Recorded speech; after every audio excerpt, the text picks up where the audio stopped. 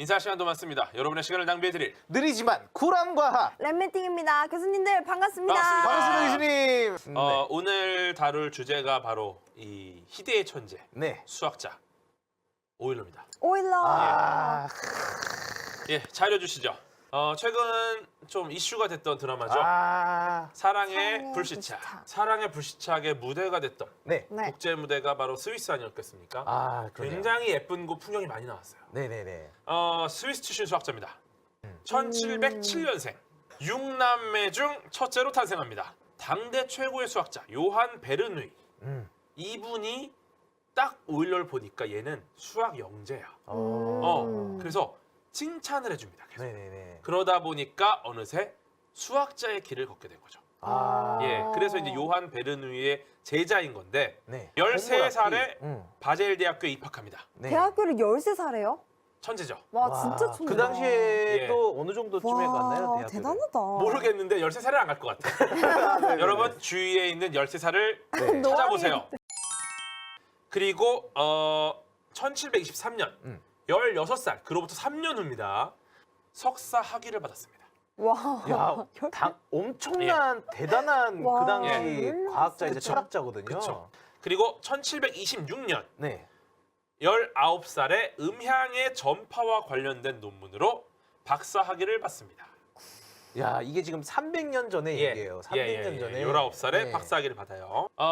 사실은 이분이 바젤 대학교 출신이기 때문에 네. 바젤 대학교 물리학과 교수를 지원합니다. 아, 처음에는. 예, 그리고 네. 바로 광탈합니다.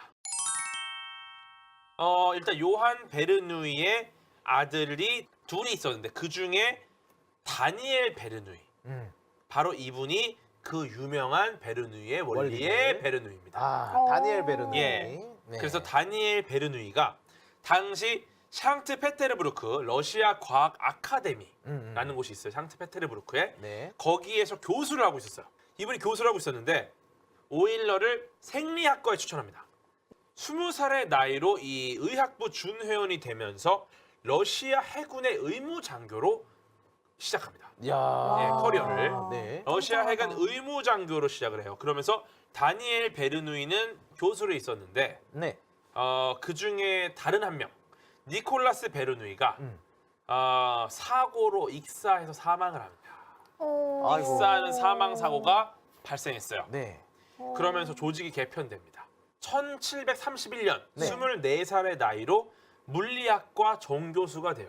일단 물리학과. 자리가 없어, 자리가 네. 없어. 아. 근데 이 다니엘 베르누이가 수학과 학과장을 하고 있어요. 이 말은 아주 수학과에서 중요한 요직이거든요. 그렇죠. 근데 이 당시 러시아 애들이 또 자꾸 외국인이라고 아, 그런 적대시하는 게 있긴 있네. 약간 있었네요. 텃세를 부리는 거야. 아. 그러니까 좀 짜증이 납니다, 이분. 그래서 이제 우리 다니엘 베르누이가 때려치고 다시 바젤로 돌아가요. 아, 돌아가면서 그 자리를 오일러가 받습니다. 그래서 26살 때 최고의 수학자 자리에 오릅니다. 야, 와. 대단하다. 예. 그리고 1734년 27살이 되던 해 화가인 그셀의 딸인 카탈리나 그셀과 결혼합니다. 그리고 이제 러시아에서 네. 수학 교과서를 집필하기 시작을 했고요. 러시아 정부가 요청한 실용적인 문제들을 전부 해결합니다. 와. 모든 걸 수학적인 사고로 풀어냅니다. 와. 그 인정을 받아요. 네. 그리고 1738년에 네. 러시아에서 지도 작성 관련한 연구를 네. 또 내는데 이거에 몰두하다가 그 과정에서 고열이 납니다. 근데 열은 내리면서 회복이 됐는데 그 과정에서 오른쪽 눈의 시력을 잃게 됩니다. 아, 그래서 지금 오일러의 한쪽 눈이 그쵸. 약간 좀 안 좋아 보이죠? 지금 네. 사진을 보시면은 이 그림을 보시면 음. 한쪽 눈이 약간 감고 있는 윙크하는 느낌이잖아요. 그러니까요. 네. 저게 실제 저 당시부터 오른쪽 눈의 시력을 상실한 거죠. 아. 네. 아무튼 오일러는 계속합니다.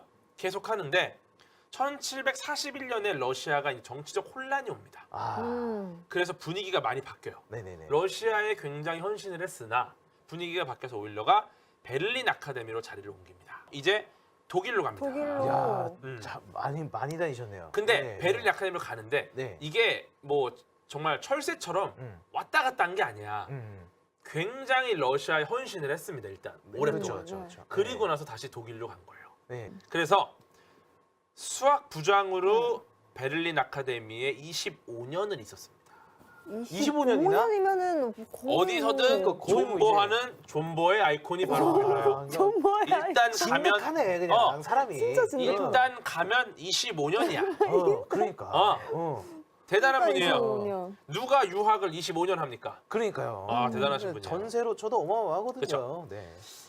이때 물리학 쪽에서 뉴턴의 동력학에 네. 해석학을 적용할 수 있다는 것을 보여주는 역학이라는 책을 집필합니다. 네, 다음 장 주시면요. 네.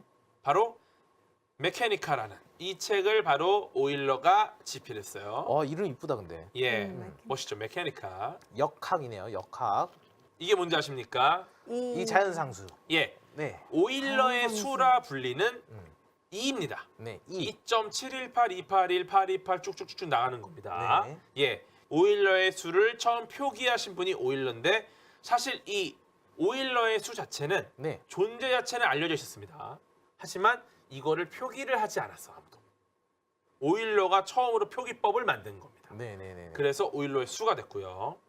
이분 아십니까 혹시? 눈이. 어서 많이 본 분이죠. 그렇대요.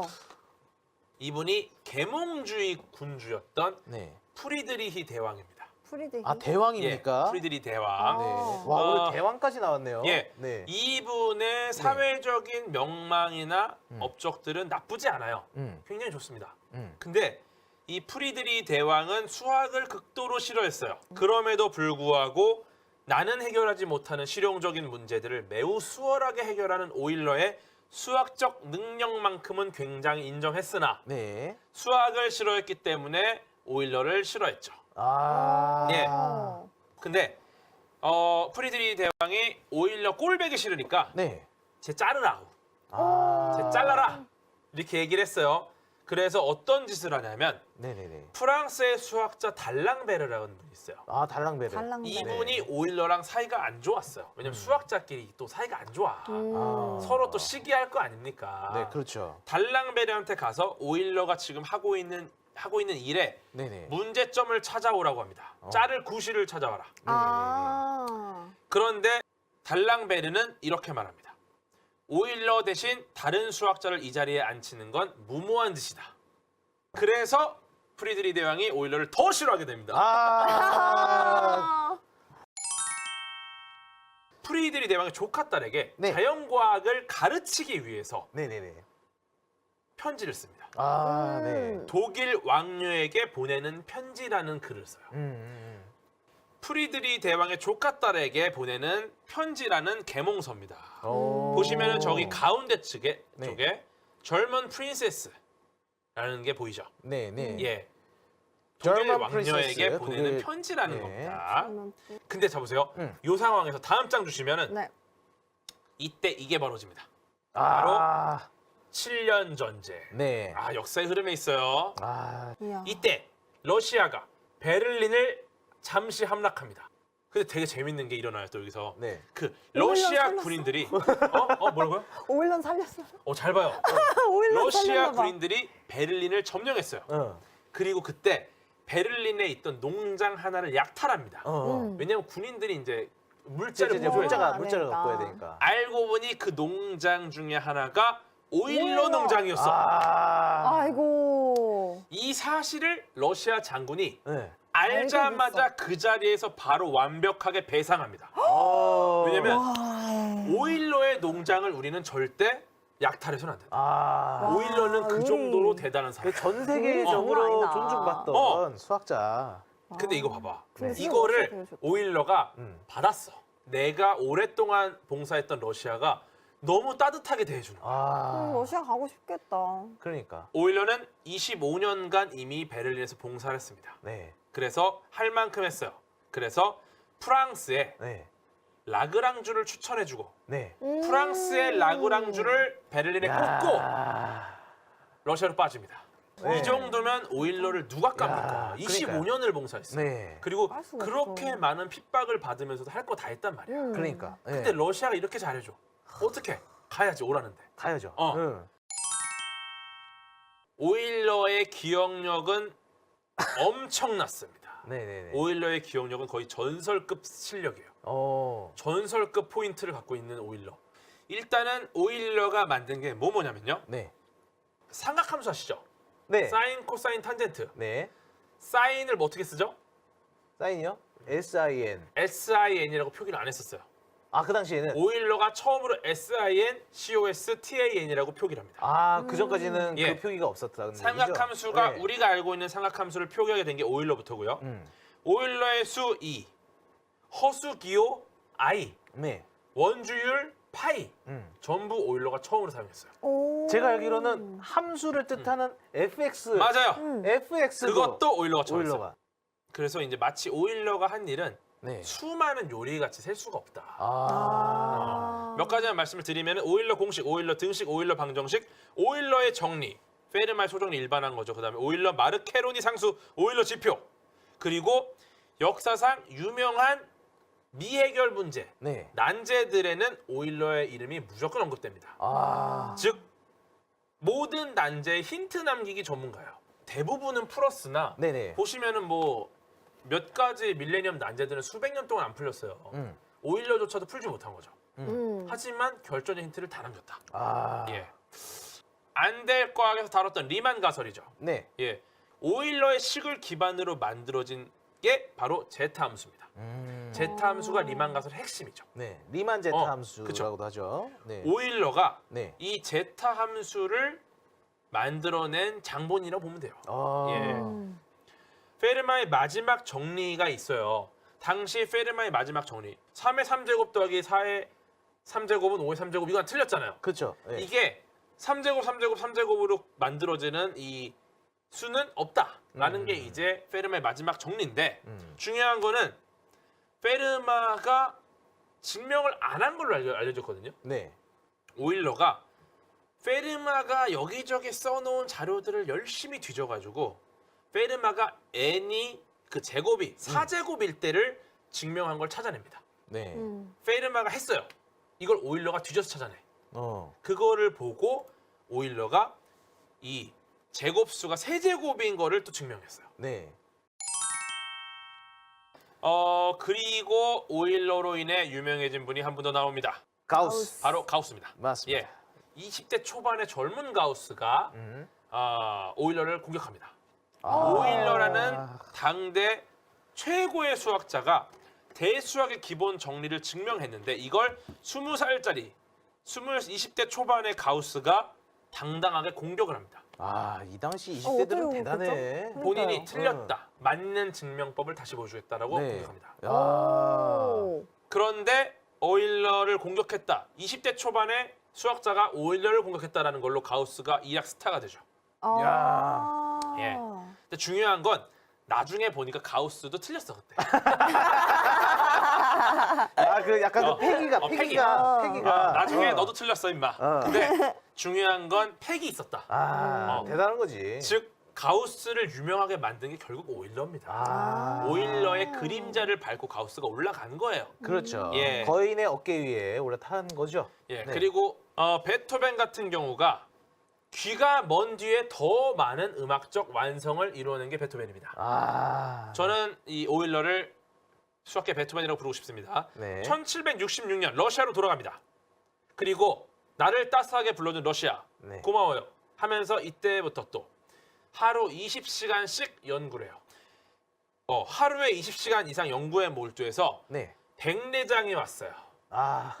그래서 이제 예. 네. 한쪽 눈이 일단 멀었죠. 그 전에 이미 네. 한번 예. 보였었잖아요. 이제 백내장으로 두 눈이 전부 멀어버립니다. 아이고. 두 눈의 시력을 전부 네. 잃고요. 네. 그리고 그 상태로 오일러는 태양과 달, 지구의 위치를 계산하는 연구를 오일러가 했어요. 네. 이거를 삼체 문제라고 합니다. 천문학에서. 네. 그리고 나중에 앙리 푸엔카레. 예, 그 유명한 푸엔카레가 네. 이것은 풀 수 없다. 네. 해가 없다라는 걸 증명해내요. 하지만 오일러는 이 당시에 이게 해가 없다는 걸 몰랐겠죠. 그렇죠. 오일러는 이때 아무래도 삼체 문제가 안 풀리는 거야. 이 세 개의 위치 계산이 잘 안 돼. 오일러는 이때 발상을 전환합니다. 어떻게 하냐면 못 구하네? 그럼 근사치를 구하면 되지. 예, 그래서 돌아갔구나. 이 당시에 양 이분이 어느 정도 어. 이렇게. 이 당시 오일러가 만들어내는 방식이 뭐냐면요. 대충 답을 구해요. 이거를 집어넣고 다시 구해요. 또 집어넣고 다시 구해요. 나온 결과값을 다시 초기값으로 돌려서 돌리다 보면 어느 순간 최대 근사치에 접근하거든요. 이 방식을 만들어내요. 근사치에 무한하게 가까워져서 거의 진짜 값을 알아내는 무한하게 근사하는 이 방식을 오일러가 이때 만들어내요. 진짜 컴퓨터네요. 대단하신 분이에요. 네, 대단하신 분이에요. 진짜. 예. 오일러는 그 어떤 수학자보다 많은 책을 썼고요. 수학, 광학, 천문학 등 셀 수 없이 많은 책을 썼는데 여기서 포인트는 네. 이 중에 단 한 권도 버릴 게 없어요. 와, 진짜 대단하다. 이건 진짜 대단한데. 모든 책의 모든 내용 페이지가 하나도 버릴 게 없는 알짜배기 엑기스야. 와. 아니 어떻게 그렇게 많은 책을 쓰는데 책 내용조차도 다 좋냐. 네. 오일러가 약간 부끄러워하면서 네. 부끄부끄하면서 이렇게 말합니다. 나보다 제 팬이 똑똑한 것 같습니다. 보통 이제 이렇게 물어보면 나 오일러입니다. 가우스 네. 뭐 베르누이 안 돼요. 나 일러입니다. 이랬을 텐데 이건 제가 쓴 게 아니라 네. 제 책이 썼어요. 이런 거야. 진짜 대단하지 않습니까? 1783년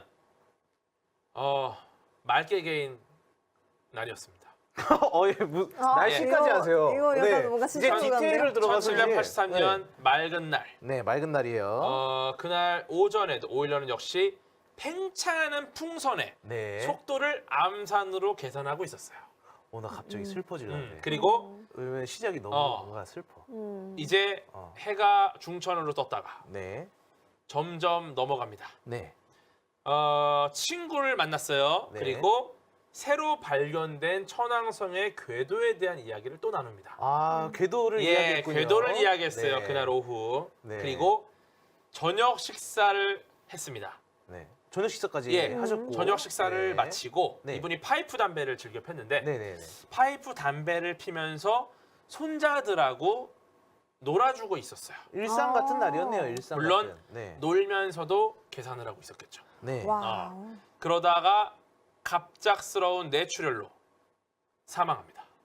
그렇게 예. 일상처럼 그 계산하고 일하고 궤도를 손자들 논하고 놀더라. 그쵸. 풍선이 팽창하는 아주 거를, 아주 계산하고 아주 평온한 하루였어요. 어. 프랑스의 철학자인 네. 니콜라 드 콩도르의 후작이 네. 오일러에게 바치는 추도사에서 이렇게 말했습니다. 그의 죽음이 드디어 그의 계산을 멈추었다. 그래서 이렇게 오일러라는 거장의 네. 삶이 마무리가 되었습니다. 수학에서 네. 가장 아름다운 수가 있습니다. 네, 아. 0, 오, 1, 이거 다 나왔네요. 다 했어요. I, 2. 복소수까지. 오. 그쵸. 오, 자연상수. 0은 숫자 0, 네. 1은 숫자 1, 네. 파이는 알죠, 원주율, 네. I는 허수를 나타내죠. 네. 2는 오일러였습니다. 네. 이 5개를 우리가 가장 아름다운 숫자라고 봐요. 네. 근데 되게 재밌는 게 보세요. 네. 1988년 미국 수학 잡지 네. 매스메티컬 인텔리전스에서 네. 설문조사를 했습니다. 수학 공식 24개를 주고 이 중에 가장 아름다운 수학 공식을 고르는 것이었어요. 무려 투표를 2년 동안 했습니다. 와, 2년 동안. 결과는 무엇일까요? 가장 아름다운? 가장 아름다운 수학 공식을 2년 동안 투표했는데 결과가 뭐였을까요? 저는 왠지 잘 모르겠는데 예, 오일러 공식이지 않을까 라는 생각이 드네요. 공진 연구원이 답해 네. 주십시오. 예, 바로 오일러의 공식이 1위를 했습니다. 저 화면을 보세요. 네. 오일러의 수 I, 파이, 1, 0. 네. 이 다 들어갔네.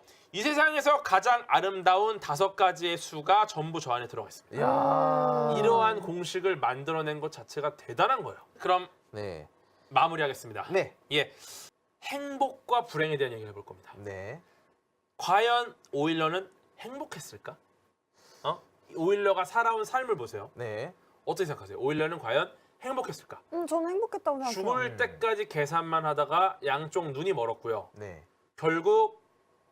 조용히 죽었어요. 네. 네. 예. 그리고 지금 봤을 때 세계 3대 수학자 오일러는 들어가지 않습니다. 잘. 오일러의 업적을 수많은 사람들이 이해하고 있지만 네. 당시 프리드리 대왕한테도 욕을 많이 먹었고 그렇죠. 이분은 결국 본인이 죽을 때까지 계속 계산만 하고 살았어요. 네. 과연 그는 행복했을까? 저는 행복했을 거라고 봅니다. 네. 예, 그렇죠. 여러 생각이 있을 수 있어요. 네. 물론 어떤 분들은 오일러처럼 살고 싶지 않다. 너무 괴로운 일이다. 할 수 있는데 미국의 유명한 논평가 앤디 루니라는 분이 이렇게 말을 했습니다. 루니. 예. 네. 모든 사람은 산 정상에 올라 행복하기를 원한다.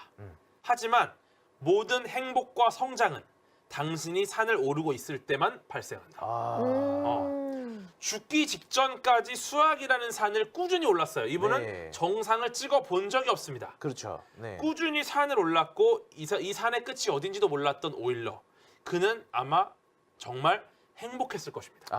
그러니까요. 네. 네. 이 말과 함께 마치겠습니다. 아름다운 마무리입니다. 예. 오늘 네. 진짜 그러니까. 재밌었어요. 네. 이게 약간 진짜 한 사람의 약간 일생을 한 번에 본 것 같은 그런 그러니까요. 느낌이에요. 진짜로. 네. 그렇지 않아요? 거의 시간 탐험을 한 기분이었어요. 그렇죠. 예. 네. 아무튼 다음 주에- 오늘도 네. 즐거웠고요. 재밌었어요. 네. 마무리하도록 하겠습니다. 진짜 재밌었어요. 예. 그러니까요.